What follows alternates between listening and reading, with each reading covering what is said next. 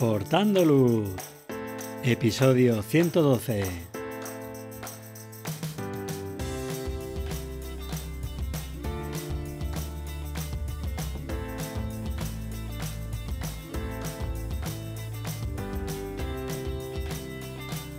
Hola, ¿qué tal? Bienvenido a este nuevo episodio de Aportando Luz, el podcast en el que hablamos de fotografía nocturna, su técnica, consejos y equipo. Soy Javier Rosano, fotógrafo especializado en fotografía nocturna. En mi web, javierrosano.com, puedes ver mis últimas fotografías y acceder a la formación online.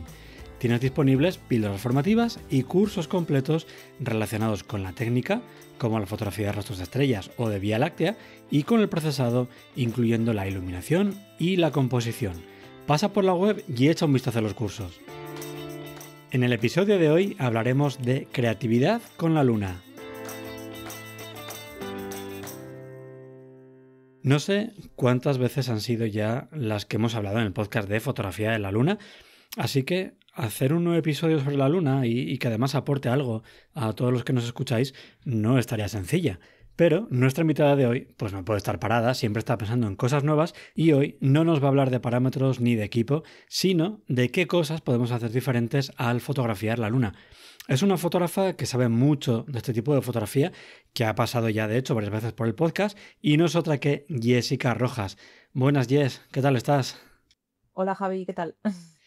Pues muy bien, encantado de tenerte otra vez por aquí para que nos cuentes pues esas cositas diferentes, ¿no? Que pueden hacer que disfrutemos de la luna, no solamente con esas clásicas lunas grandes, sino pues con otras cositas que iremos descubriendo luego durante el episodio.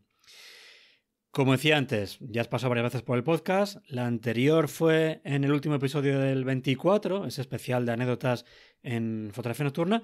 Así que no te voy a pedir que te presentes de nuevo, pero sí que nos hagas una actualización de cómo ha cambiado tu vida a nivel fotográfico desde entonces hasta ahora. Pues la verdad es que, como dices, he hecho muchas cosas porque no me puedo estar quieta. Y hablando de la luna, yo siempre tengo muchas cosas que decir, ¿eh? Aquí muchas cosas nuevas. Pues mira, en este tiempo he escrito 2 libros, que es algo que me parece increíble y que no me puedo creer todavía que haya hecho. Pero he escrito 2 libros, uno de localizaciones de la luna en colaboración con otros 3 fotógrafos y otro solo mío de astrofotografía de lunas y yang.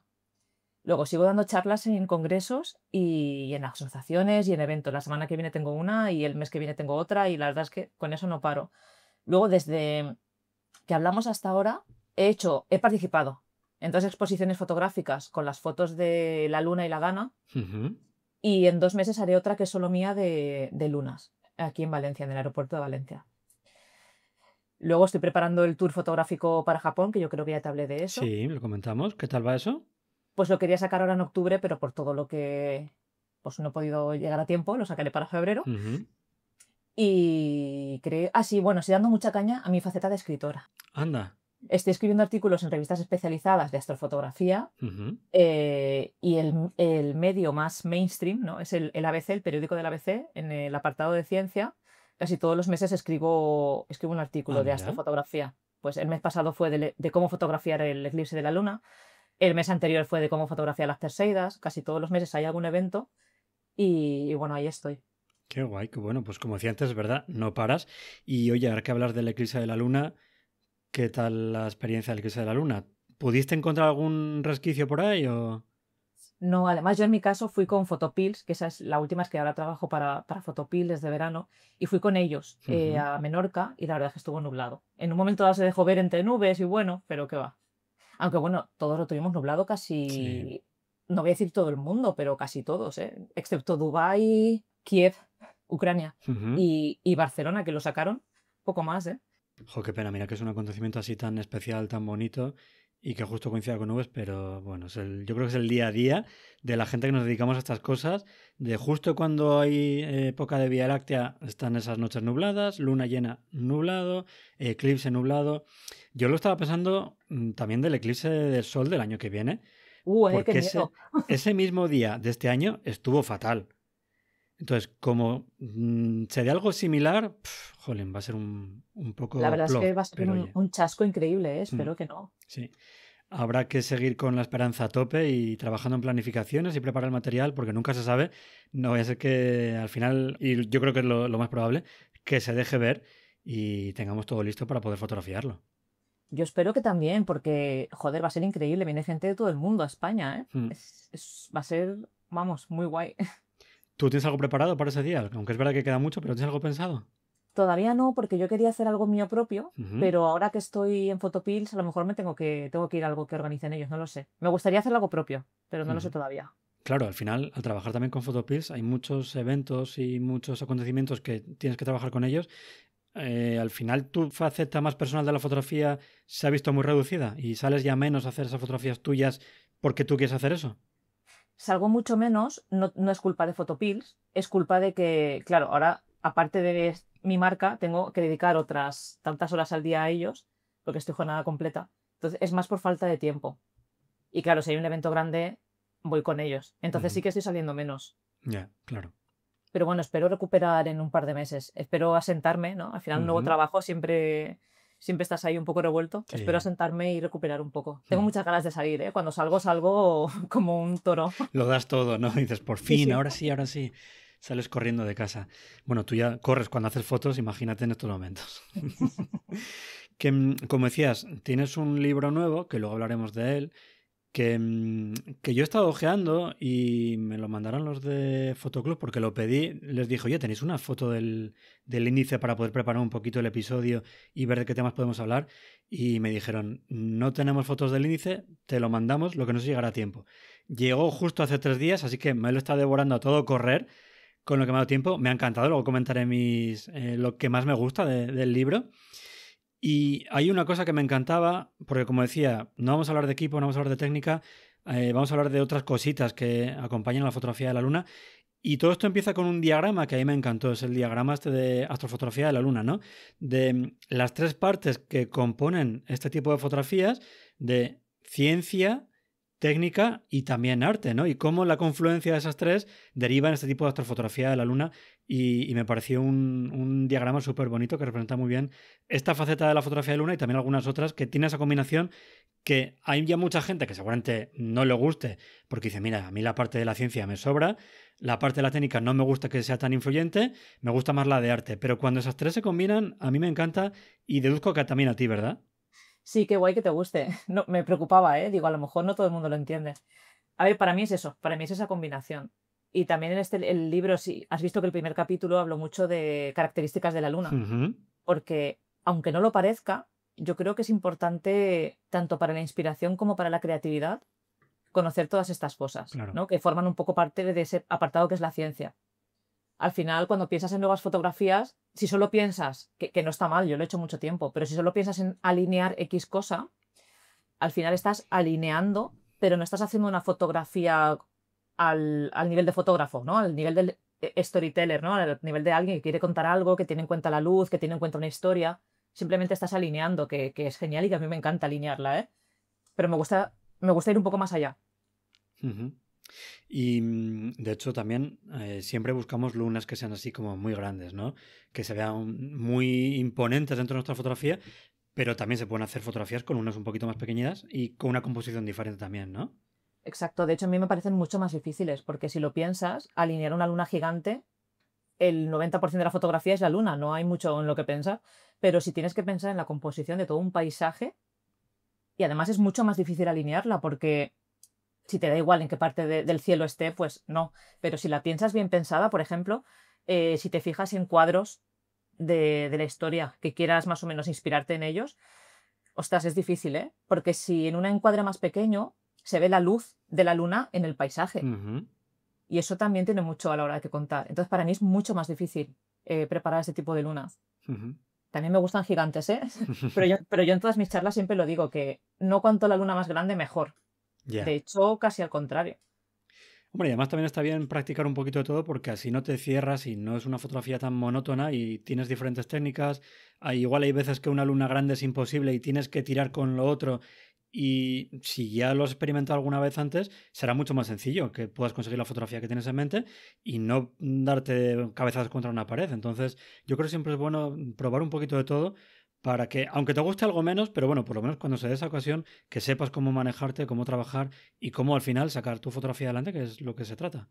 Yo creo que cuando lo pruebas te va a gustar o puede gustar no sé si más, pero desde luego lo mismo. Porque de verdad que es un reto, ¿eh? Es un reto importante. Y además que la luna tiene mucho más que ofrecer que solo... que insisto, que me encanta esa parte, ¿eh? No habrá mes que me pierda una luna gigante, pero tiene mucho más que ofrecer, como pongo en el libro, ¿no? Bueno, luego si quieres hablamos de ello, ¿no? Tiene muchos eventos que no son nada fáciles. Desde luego. Y comentabas también lo de la luz de la luna. ¿Cómo trabajas con esa luz de la luna en tus fotografías? Pues en este caso todavía no he publicado ninguna, solo he hecho una, ¿eh? Porque insisto que me parecen mucho más difíciles. Tienes que tener en cuenta el ángulo de inclinación del haz de luz, en este caso, dependiendo de donde tú te pongas. Hay un fotógrafo, que no me acuerdo del nombre, luego si quieres te lo diré para que lo pongas en el texto, americano, que estuvo en el Night Photo Summit, y él solo publica, o sea, él solo hace escenarios nocturnos iluminados por la luz de la luna, pero la luz de la luna no está en cuadro. La luz de la luna llena. Y, ostras, cuando vi su charla dije, wow, realmente tenemos todavía muchas cosas por hacer, ¿sabes? Y por trabajar. Y luego, como digo en el libro, creo que esto es una cosa que acaba de nacer, como quien dice, ¿no? Porque antes de Photopills no teníamos la posibilidad de hacer lo que hacemos ahora. Entonces todavía nos queda mucho por explorar. Todavía nos queda mucho por rascar. Desde luego. Ahora comentabas lo de la luz de la luna dentro de una fotografía, sin incluirla a la luna en el encuadre. Es algo que los que venimos de la fotografía nocturna de paisaje solemos huir porque cuando aportamos iluminación, esa luna ahí llena dándote guerra, pues intentamos evitarlo siempre. Aunque es verdad que para aprender es lo más sencillo, porque enfrentarte con tu cámara a una escena totalmente oscuras, en la que es más difícil encuadrar, en la que es más difícil enfocar o incluso exponer, ¿no? Porque sin luna tienes que empezar a subir el ISO, abrir mucho el diafragma, tienes muchas limitaciones y con una es más sencillo. Pero es verdad que si ya has conseguido superar ese escalón, de la luna solemos subir bastante. Sí, por eso a mí me llamó tanto la atención, porque bueno, yo empecé también en fotografía nocturna y huía de la luna al principio, allá Claro. por el 2015 yo también huía de esto, pero en verdad es una posibilidad súper chula, porque si tú pones incluso a personas en el escenario, o sea, personas que se ven más pequeñitas, ¿eh? En un escenario amplio, depende de dónde tú te coloques y de dónde esté la luna, la luz les viene por la derecha, por la izquierda, de frente, de atrás, y ostras, ilumina muchísimo, ¿eh? Mucho más de lo que vemos. Sí, sí. Y de repente esa noche, ese escenario oscuro, tiene unos volúmenes a los que no estamos acostumbrados, que, no sé, a mí me pareció fascinante, pero yo de verdad. Y si la luna está en el encuadre, ojo que fotografiarla si ya es de noche, si no es hora azul, es muy complicado, sin hacer un HDR, vaya. Bracketing, sí. Exacto. Mira, ahora que mencionas lo del bracketing, ¿tú esa técnica sí que la practicas? Sí. Sí. Sí, pero cuando es de noche es imposible, o sea, es imprescindible, vaya, no hay otra opción. Sí, conjugar todo, ¿no? Es que es un contraluz en el que, si no, trabajar con todos los elementos en esa contraluz no es nada sencillo. Igual queríamos también, de hecho, durante un atardecer, que es de estos que fotografías no sé, un sunstar o algo similar, que es un contraluz bastante fuerte y o tiras de bracketing o es complicado. Y asociado a la luz de la luna hay también diferentes efectos atmosféricos que tú comentas en ese libro. Uno de ellos, por ejemplo, es el arco iris de luna. Cuéntanos un poquito. Pues mira, yo no he visto ninguno, o sea, no he visto ninguno nunca, porque son muy difíciles de encontrar. Tony Cladera, que ha estado en todas, así que los ha visto. Y estuve hablando con él de esto. Bueno, el prólogo de mi libro lo ha escrito Tony Cladera, que no lo he dicho.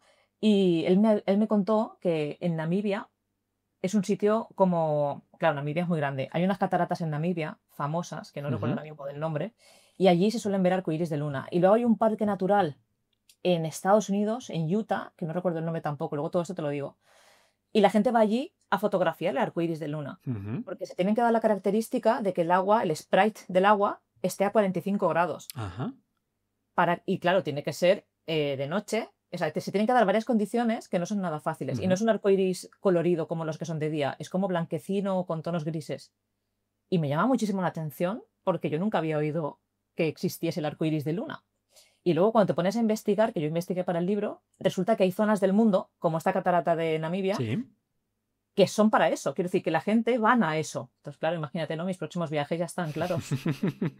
Tienes ya la agenda completita, ¿no? Con esos eventos que son más extraordinarios y que se salen de lo habitual, ¿no? Claro, sí, sí. Pero no capturarlos todos como los Pokémon. Qué bueno. Y hablando de Pokémon, otro Pokémon complicado de conseguir es el de los rayos anticrepusculares, ¿no?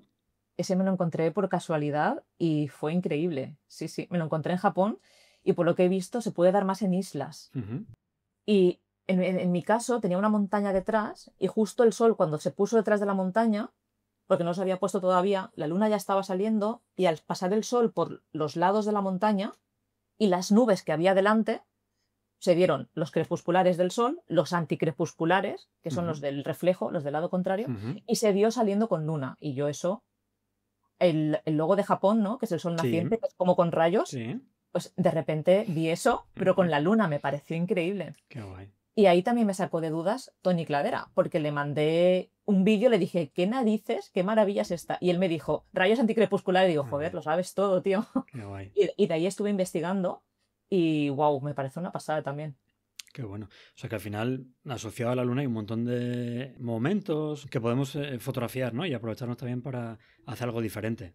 En este caso es una casualidad, es decir, no tiene nada que ver con la luna, es que se dé la casualidad de que el atardecer o al amanecer sucedan los crepusculares, que son los del sol, que se esté sucediendo al mismo tiempo que se están reflejando los anticrepusculares en el otro sitio y que coincida con la salida de la luna Ajá. llena. Claro, eso pasará, no sé, 2 veces al año, es súper difícil. Y me imagino que eso planificarlo es muy difícil, ¿no? Porque como dices tú, depende mucho del horizonte. Exacto, depende de las condiciones atmosféricas, pero al final, para que se den las nubes y el agua en suspensión, tienes que irte a zonas húmedas, a zonas. Entonces ya sabes que si te vas a una isla montañosa, tienes más posibilidades. Ya, Al final vas sumando y ahí salen. qué bueno. Lo hemos hablado muchas veces ya y yo creo que la gente que se dedica a este tipo de fotografía ya lo sabe, que la luna pues sale y se pone más al norte o más al sur según la época del año, ¿no? Y eso nos permite fotografiar elementos con la luna detrás, pues dentro de un rango de orientaciones más o menos limitado.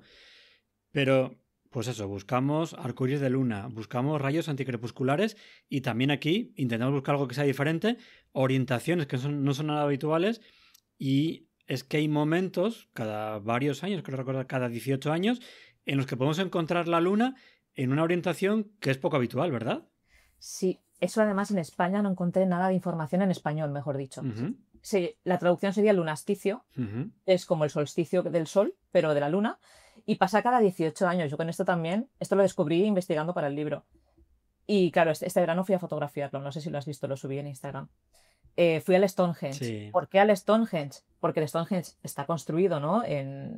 Teniendo en cuenta el sol y la luna, y están descubriendo ahora que hay un par de piedras, que son las piedras, se llaman del weather, creo que se llaman como del tiempo, ¿vale? Ujú, Están a las afueras del círculo sí. y coinciden con estas alineaciones extremas de la luna. Ajá. Y parece ser que es verdad. O sea, parece ser que es verdad. Ahora están descubriendo si se construyeron, si las pusieron ahí por eso o no. Que claro, tú imagínate, qué casualidad que justo cuando montaron la movida esta del Stonehenge, cuando la pensaron, había un lunasticio, parece ser. Ujú. Y por eso están ahí esas piedras. Entonces, sí, es cada 18 años. ¿Qué significa eso? Que este año no es como un eclipse, ¿vale? El lunasticio dura todo un año. Es decir, durante todo un año tenemos posiciones de la luna extremas. Ajá. Ahora hay que buscar qué posición extrema coincide con la luna llena en hora dorada. Claro, eso ya son 2 veces al año. Ya. Fue en junio, cuando fui al Stonehenge, y ahora pasa otra vez en diciembre. Ujú. En junio pasó en el sur, porque es cuando tenemos la luna en el sur, y ahora en invierno es en el norte. Significa que vamos a tener la luna más al noreste que en los últimos 18 años. ¿Cómo podemos aprovecharlo? Es una planificación muy difícil. De hecho, yo no la he encontrado todavía, pero la encontraré. Es buscar un sitio que esté tan al noreste que de normal nunca esté la luna por ahí. Claro. Entonces, claro, esto ya es un nivel de scouting, nivel leyenda, Sí, no es sencillo. pero yo creo que merece la pena, porque Sí. vas a conseguir algo único, además asociado aquí en el triángulo de la ciencia, ¿no? Ujú. Asociado a explicar un fenómeno científico que sucede y que muy poca gente conoce. Claro.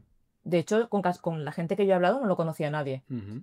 Entonces, bueno, a mí esto me fascina. Qué bueno. Claro, antes hablamos del diagrama ese, de arte, ciencia y técnica. De técnica hemos hablado ya mucho. Arte, pues eso ya, cada uno tiene que poner su granito de arena y su punto de vista y contar una historia con todo eso, que también lo decías antes. Y toda la ciencia es lo que estamos viendo ahora, ¿no? De el arco iris de la luna, la propia luz de la luna como ilumina nuestro paisaje, de los lunasticios. Al final hay un montón de momentitos que hacen que esa fotografía sea diferente porque es algo especial que no ocurre muchas veces en nuestra vida incluso. Cada 18 años, pues imagínate. Claro, ves viviremos 2 lunasticios o 3, ¿no? Que cuando digo 2 o 3 me refiero sabiendo que Sí, existen, claro. claro. Entonces, sí, a esto es lo que yo me refiero con la importancia de conocer, ¿no? Al dedillo nuestra luna, en Ujú. todos los aspectos. Y por esto es por lo que digo que nos puede inspirar y que nos puede hacer conseguir fotos únicas. Qué guay. Y luego también, fuera ya esta parte más de ciencia y quizás sí que está más relacionada con la técnica, y de hecho es una cosa que preguntaron alguna vez en el grupo de Telegram del podcast, y lo cuentas tú en tu libro, son esas imágenes que son el resultado de apilar varias tomas en las que se muestra esa trayectoria de la luna en el cielo, ¿no? ¿Cómo haces esas fotografías, tanto en la parte del campo como luego en el procesado? ¿Cómo es el flujo de trabajo? Pues es exactamente igual, yo creo que tú haces Star Trails, ¿no? Sí. Es exactamente igual que el Star Trail, es hacer muchísimas fotos tiempo timelapse, Ujú. luego las apilas o con Star Stacks, igual con Star Stacks estoy anticuada, ¿eh? Con algún programa de apilamiento, Ujú. en modo cometa, ¿no? Sí. O las pones tú en capas en Photoshop, como si fuera un vídeo, Ujú. las pones cada 0,5 segundos y las pones una encima de otras Ajá. y las vas apilando así. Hoy en día lo hace automático tanto Photoshop como Star Stacks. Ujú. Entonces, esto es importante también, tiene que ver con la ciencia en verdad, porque en el Stonehenge al principio yo tuve nubes, pero si no las hubiese tenido, habría fotografiado todo el arco y había demostrado, que todavía no lo está, que la luna sale por la piedra de la derecha, ¿sabes? Y podría haber demostrado eso, que era mi intención. Ujú. Pero no lo pude hacer porque estuvo nublado al principio. Pero fíjate también en este caso, ¿no? La importancia que habría tenido también a nivel de investigación. Sí, que mediante este tipo de composición puedes conseguir y llegar a demostrar eso, es verdad. Sí que me acuerdo del vídeo que comentabas lo de las nubes, que es verdad que se nubló y se estropeó esa opción. Y en esas fotografías de la trayectoria de la luna, a la luna que está más alta, ¿le haces algo a la hora de fusionarla? ¿La fusionas de otra manera diferente? Es verdad, sí. Sí, pero eso es un tema artístico, por ejemplo. Ujú. Eso es apilarlas en modo cometa para ver el rastro de la luna. Sí. Está, no me acuerdo cómo se llama en inglés, no es Moonstar, tiene otro nombre. Pero bueno, es para que se vea la cola y la última foto de la luna sí que la pones tal cual encima, sin Ujú. apilar. Y lo que son los bordes de la izquierda los, los difuminas un poco para que parezca un tipo cometa. Es un trabajo, al menos yo lo hago manual. Los bordes de la izquierda que son los que coincidirán con la trayectoria, ¿no? De la posición Eso es. anterior. Si estás en el hemisferio sur, los bordes de la derecha. Ujú. Es otra de las cosas que también cuento, me voy a ir del tema, pero esto es importante, que también cuento en el libro, ¿no? La diferencia de grados de inclinación que tiene dependiendo de la parte del globo en el que estés. Si te vas a Turriquistán, ¿no? Y todas estas partes que están ahí arriba, Sí. sale casi en ángulo recto. Ujú. Que eso me parece una magia, ¿no? Cuando haces un vídeo de una luna o de fotógrafos de luna que hay allí y la ves salir completamente en línea recta hacia arriba, Sí. que yo en la primera que vi dije, esto tiene que ser un montaje. No, no, no, no, claro, es que están en esa parte del globo. Tiene que ser muy bonito, sí. De hecho, vi ese diagrama que comentas en tu libro y me llamó mucho la atención porque es de esto que tú estás acostumbrado a lo que ves siempre en el entorno y dices, es así, ya está. No te paras a Exacto. pensar cómo es en otros sitios. Y eso también pasa incluso, por ejemplo, con la Vía Láctea. Vemos una Vía Láctea del hemisferio sur y flipas de cómo queda el centro galáctico mucho más en el cenit y es difícil de componer porque al final no estás acostumbrado a eso y es darle otra vuelta de tuerca, pero te ofrece muchas posibilidades que Eso es. aquí ya estamos acostumbrados a lidiar con esto y ya es siempre lo mismo y cuesta darle esa vuelta de tuerca, pero es verdad que te abre muchas posibilidades. Eso es. Y ese esquema del que hablas me costó muchísimo de hacer porque no encontré ninguno así explicado de esta manera para fotógrafos. Ujú. Y yo me acuerdo que le pedí que me lo revisasen a muchísima gente porque tenía mucho miedo de hacerlo mal, porque ya digo, lo hice yo. Y yo decía, madre mía, ya verás que la cago. Porque me resultó muy difícil de hacer, ¿eh? Porque es muy confuso el tema de los grados. Y así también descubres, ¿no? Que de esto no lo hemos comentado, pero no sé si le dedico el final de un capítulo. A la luna que se mantiene en el horizonte siempre, en la zona de Islandia, ¿no? De la zona de Noruega, de Islandia, que está en una altitud, no me acuerdo qué altitud es, me parece que son por encima de los 70 grados. Entonces en invierno no se pone nunca. Ajá. Tienes muchísimas horas de hora dorada, de la luna en hora dorada. Ujú. Joder, eso es un maldito sueño, ¿no? Imagínate, ¿eh? Claro, entonces imagínate todo lo que puedes hacer allí. Imagínate en este ratito la cantidad de posibilidades que hemos hablado. Lo que pasa es que implican viajar, claro, implican dinero. Voy a tardar mucho en hacerlas todas, pero mi intención es hacerlas todas. De todas formas, tú que siempre en tus vídeos sales corriendo, esas noches eternas de luna, tú acabarías como si fuera una maratón. Claro, imagínate. Fíjate, me haría más ilusión lo que es registro científico, que no soy yo científica, pero para que me entiendas, un registro de cómo se mueve esa luna en el horizonte, ¿no? Un timelapse más que artístico, científico, Sí, que sería digamos, como ¿no? dibujar olas en el cielo, ¿no? Sí, el sol de medianoche se llama. Sí, Es un sol que no se pone sí. nunca, ¿no? Y que aparece así como haciendo unas ondas. Pues eso, pero con la luna. Ujú. Cuando tuviese grabado eso, ya sí que haría la maratón. Qué guay. Oye, pues deseando ver todo eso. Y ahora que dices de ciencia, también en tu libro comparas el tamaño de la luna, de las superlunas, a cuando es un poquito más pequeñito, que al final yo creo que son pues puntos muy bonitos que te hacen entender cómo realmente es ese cambio de tamaño, cómo de grande es, que al final pues la televisión habla enseguida superlunas y te imaginas que es una luna súper grande y viene muy bien para entender cómo es la diferencia de tamaño entre un momento y otro, ¿no? Sí, y también, mira, a mí me pasó, de hecho creo que me pasó en Japón, la luna que fotografié allí me pareció excesivamente grande para lo que yo había planificado. Ajá. Y es que era una superluna y yo no me había dado cuenta. O sea, que yo no la había planificado como superluna. Entonces pensé, es muy interesante en verdad si es microluna, ¿no? Que es más pequeñita de lo normal, o si es superluna. Porque si tú quieres una luna súper grande y no sabes que es microluna y la planificas a 10 kilómetros, por ejemplo, porque la quieres de 100 metros, pues si es microluna tendrás que planificarla a 15 Ujú, en vez de a 10. Entonces, al final, todo esto es súper importante si quieres hacer realmente un buen trabajo, ¿no? Con tus fotos, ujú. saber todo esto. Qué bueno. Y todo esto que hemos hablado y muchísimo más lo explicas al detalle, lo hemos dicho ya antes en el libro que acabas de publicar, el de Astrofotografía de Luna, Técnica, Observación y Leyendas. Y como decía, yo le estaba echando un ojo al máximo detalle que he podido, porque al final, pues justo llegó el viernes, tuve fin de semana de viaje y tal, y he estado cada ratito que tenía disponible revisando el libro. Y ya digo, a mí me ha encantado, porque además de la parte técnica, incluyes ese diagrama que hemos comentado, muchos otros. Hay también una cosa que me parece muy bonita y es que hay muchas tablas para tener localizados los datos más importantes, que hay muchas veces que los tenemos dispersos por la cabeza y ahí tienes esas tablas ya guardadas para saber en cada momento cómo lo tienes que hacer, qué parámetros tienes que utilizar, cómo hacer la luna, que viene súper bien. Y luego además en cada capítulo hay dos apartados que me han encantado, como son el de detrás de la foto, donde cuentas pues un poquito, ¿no? Los sentimientos, las experiencias haciendo esas fotos de luna, y luego también el de leyenda, folclore y curiosidades, que ya muchos de esos hemos ido hablando, que me parecen dos apartados preciosos y que hacen que ese libro no sea únicamente de técnica y de equipo, sino que se centre pues en la parte más de las vivencias y en cómo otras civilizaciones, otras culturas han visto desde siempre esa luna, esa relación con la luna. Es que fíjate, si además te pones a rascar en eso, en las civilizaciones y en las leyendas, que yo no pude rascar porque ya no me quedaban más páginas para escribir, pero lo tengo ahí escrito y supongo que será para el libro 2, ¿no?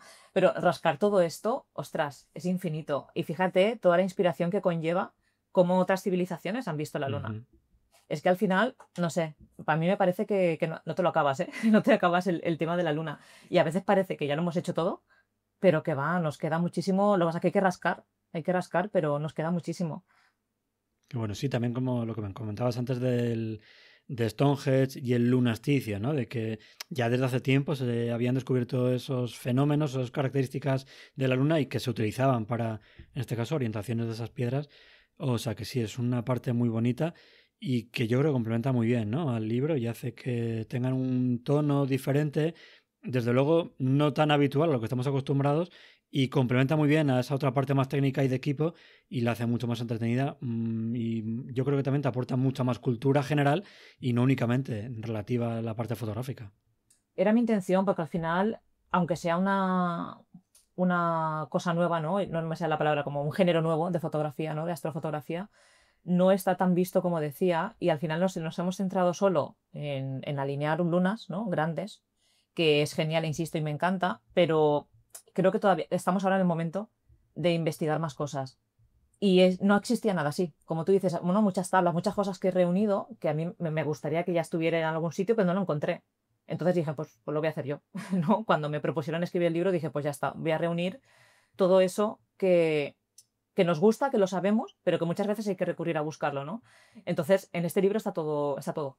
Ujú, Está todo. Y ahora que has dicho lo del Stonehenge, hay una palabra aquí clave que es arqueoastronomía. ujú. Una palabra que a mí me fascina también, ¿no? Que es todos estos monumentos, que hay muchos en el mundo, que se han construido basándose en el cielo, ¿no? Entonces, ese es otro melón muy grande que abrir. Qué guay, qué bueno. Pues hemos hablado un montón del libro, ya digo que lo que he visto me ha encantado y gracias a Fotoclub, que es la editorial que está detrás de este libro, puede ser de uno de vosotros totalmente gratis porque hemos organizado un sorteo de un ejemplar del libro de Yes con las condiciones habituales, ¿no? En la cuenta de Instagram del podcast, Aportando Luz, haré hoy mismo que sale el episodio, hoy lunes, una publicación para el sorteo con una imagen del libro de Yes, así que la podréis distinguir rápidamente del resto de publicaciones, que suelen ser pues esas carátulas habituales de los episodios, y en esa misma publicación de sorteo tenéis también las condiciones para participar, pero son las de siempre, yo os las resumo. Hay que ser seguidor del podcast, de la cuenta de Instagram de Jessica y también de la editorial de Fotoclub. Hay también que darle like a la publicación de sorteo y en esa publicación de sorteo mencionar al menos 2 personas en un comentario y que puedes hacer tantos comentarios como quieras para tener más opciones para ganar. Eso sí, muy importante, la dirección de envío debe estar en España. Este sorteo, que ya digo, comienza hoy lunes, terminará a las 23:59 hora de la península el día 11 de octubre y el ganador se anunciará un día después, el 12 de octubre, mediante una historia en el perfil del podcast. Así que de verdad, os animo a todos a participar porque es una oportunidad única y si no, para los que no se lleven este pedazo de regalo, Jessica, ¿dónde pueden comprar el libro? En las mejores librerías, imagino, ¿verdad? En cualquier sitio donde vendan libros, tipo grandes almacenes FNAC, Corte Inglés, en cualquiera, en la Casa del Libro, en la librería de tu barrio o en Amazon también. Muy bien. En Amazon se ha agotado, estoy alucinando con esto. ¿Se ha agotado? ¿Sabes que se ha agotado en 2 días? Están reponiéndolo ahora. Me he quedado loquísima. 2 días, jolín, no ha durado entonces nada, ¿eh? Madre mía, que bien, enhorabuena. Oye, que a lo mejor pusieron muy pocos, ¿eh? Y no es que yo haya vendido muchos. Ese es el truco, poner 3 a la venta para poder decir que se ha agotado. Claro, Os hemos pillado. pero imagínate, sí que es verdad, tío, se ha agotado y se ha puesto número 1 en 2 listas de fotografía. Qué guay. Y yo me he quedado alucinando con esto. Yo no tenía estas expectativas, la verdad. Así que estoy muy contenta. Pues muy bien, felicidades. Sí, además imagino, y lo he comentado también con otros fotógrafos que han pasado por aquí que también habían sacado un libro, ese miedo, ¿no? Esa incertidumbre. Tú llevas mucho tiempo dedicándolo a un libro, le has dedicado todo el cariño, todo el tiempo que has tenido, le has dado 1000 vueltas a lo que decías tú, ¿no? Este diagrama tiene que estar bien, no me puedo equivocar, voy a pedir que me lo comprueben 1000 veces. Y de repente eso, hay un día que se cierra, sale a la venta y me imagino que tendrás 1000 miedos, 1000 dudas, una incertidumbre bestial. Todos. Todos los que quieras, sí. Hasta que por fin ves que todo funciona, imagino que ese periodo, esos, no sé si son horas o son días, pero tiene que ser complicado. En mi caso han sido meses. ¿Meses? Sí, porque piensa que este libro tendría que haber salido hace 6 o 7 meses, pero como me pasó el tema de la Dana y todo este rollo, no lo he podido sacar antes. Y claro, yo lo terminé de escribir, a pesar del retraso, lo terminé de escribir en mayo. La última fecha fue a finales de mayo. Entonces, hasta ahora septiembre, que por fin lo han sacado, porque estaba el verano de por medio, claro. Han sido meses que, claro, que al final dices, uff, sí, se pasa miedo. Que bueno, no hemos hecho quiero decir, no he hecho promo como tal, hemos hablado de muchas cosas, he contado casi todo lo que hay en el libro, pero no hemos dicho lo básico, y es que también explico la técnica, también explico todo lo que tiene que ver con la distancia, o sea, todo lo que necesitas saber está. Que a mí hay fotógrafos que ya saben hacer fotos de lunas enormes y preciosas, y me dicen, ¿a mí me va a valer? Digo, hombre, la técnica, pues ya te la sabes, pero quizás te inspire todo lo demás de lo que hemos estado hablando en el podcast, ¿no? De todo lo demás que hemos estado hablando. Claro, es que estoy buscando el índice. A ver, hay... Claro, es que mi intención era que le valiese a todo el mundo. No solo a los que empiezan, sino a los que ya saben fotografiar la luna.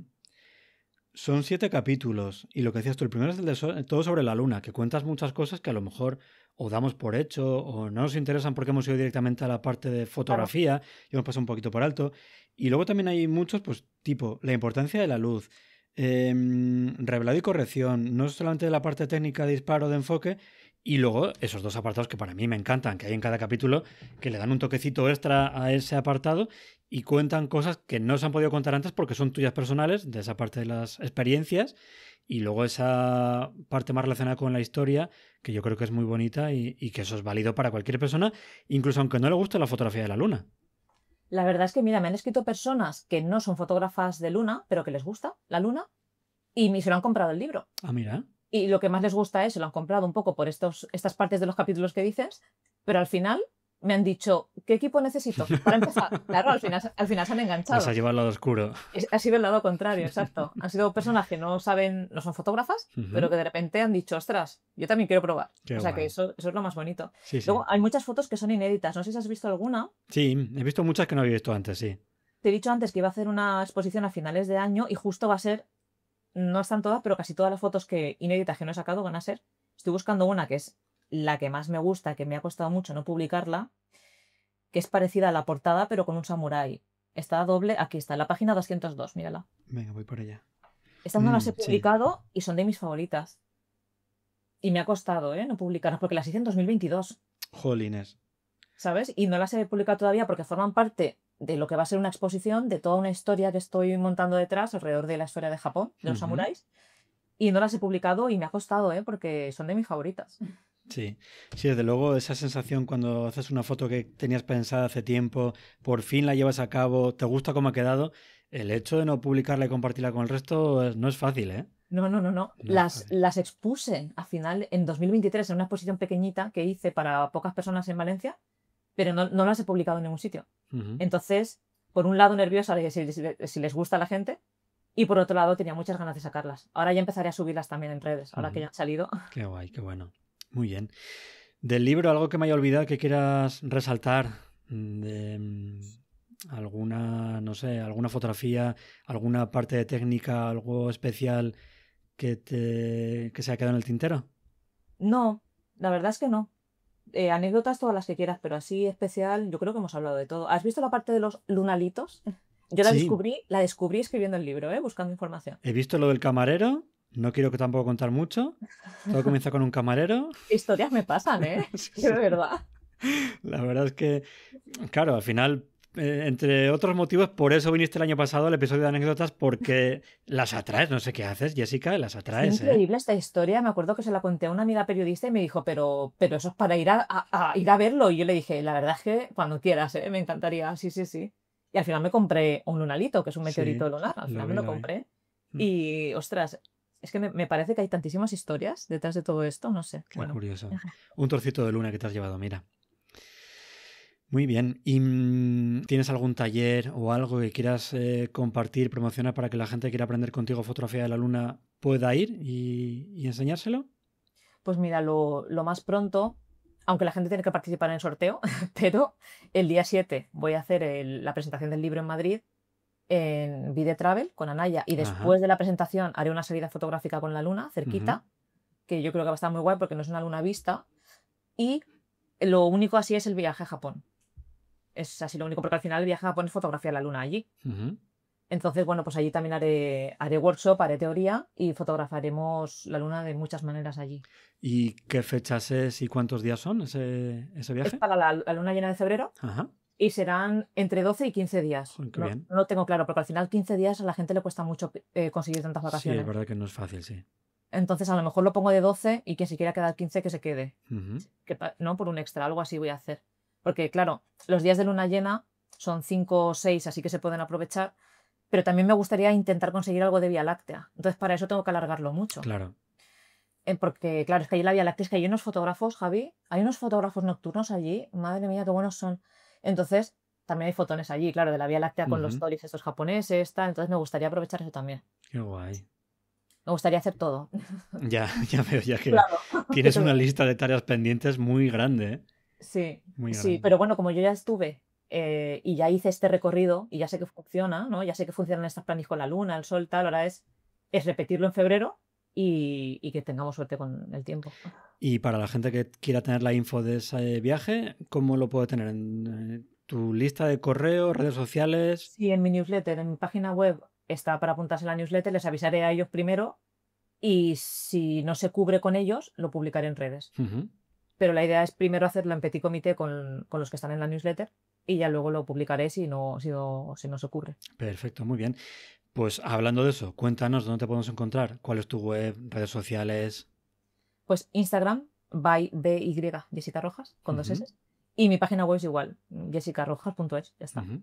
Muy bien, perfecto. De todas formas, dejaré los enlaces en las notas del episodio para que podáis echarle un vistazo y estéis al tanto de ese pedazo de viaje que ya me ha puesto también a mí los dientes largos entre la Luna y Vía Láctea. Igual pido yo permiso aquí en casa para escaparme, en el Merece mucho la trabajo. pena, ¿eh? Además vamos a hacer fotos con un modelo que es un samurái de verdad. Ajá. Su linaje de familia samurái es de 400 años, es de verdad un samurái. También te digo que eso da mucha responsabilidad entonces, ¿eh? Es que este señor, no he subido las fotos todavía, pero le he hecho fotos con la luna y a él. Ujú. es que este señor, Javi, es que parece de la serie Shogun. Es que tú lo ves, él va siempre vestido como si fuera un samurái. El Va traje siempre tradicional. con el kimono. Sí, sí, él Ujú. además ha venido a España en el avión vestido de kimono. O Anda, sea, él va siempre así, porque él fíjate. es un samurái de alma, de corazón. Ujú. Y él tiene una escuela de artes marciales que enseña pues lo que hace su linaje, ¿no? Y es que con él las fotos no salen mal, es que da igual lo que hagas, es que tiene un porte, es que es una cosa. Qué guay. De hecho, nos contó anécdotas que los niños donde él entrena, Sí. los niños le ven entrar por la noche y le llaman el fantasma samurái. O sea, nos contó unas cosas súper chulas, sí, y claro, lo conoceremos, nos contará la historia, y eso al final es algo que no vas a encontrar en otro sitio, ¿no? Ujú. Entonces, pues bueno, va a ser un viaje muy guay. Mira, otro motivo más para apuntarse entonces. No, al Sí, final vas a tener que llevar, ya te digo. encantada de que vengas. Perfecto, oye, pues ha sido un placer de verdad. Primero, leer ese libro, que ya digo que me ha encantado. Ahora tengo que leer ya en profundidad, ya sin la prisa del episodio, para pues saborear, ¿no? Cada detalle, cada técnica, cada curiosidad. Y también, por supuesto, tenerte en el podcast de nuevo y que nos has hablado de tu trabajo y de cómo hacer algo diferente dentro de la fotografía de luna, que a veces no es sencillo. También nos permite pues salir un poquito de esa, no sé llamarlo rutina, a la que estamos acostumbrados de siempre tiene que ser así, pues explorar otros mundos nuevos, otras técnicas, volver de nuevo a ilusionarnos con este tipo de fotografía, así que de verdad, muchísimas gracias, Jess. Lo recomiendo 100%. Perfecto, pues nada, cuídate mucho, Jess, y un fuerte abrazo. Gracias a ti, Javi. Un abrazo. Y hasta aquí este episodio en el que hemos hablado de creatividad con la luna. Te recuerdo que puedes unirte al grupo de Telegram del podcast que puedes encontrar en javierrosano.com/telegram, donde charlamos de fotografía nocturna, de los episodios, de ideas de nuevos temas, nuevos invitados, alguna quedada y donde también compartimos, por supuesto, consejos, trucos y material. Si te ha gustado este episodio, suscríbete para no perderte los próximos capítulos y si quieres colaborar para que el podcast llegue a más gente, te agradeceré los me gustas, valoraciones y comentarios. Muchísimas gracias por escucharme y por tu apoyo. Hasta el próximo episodio.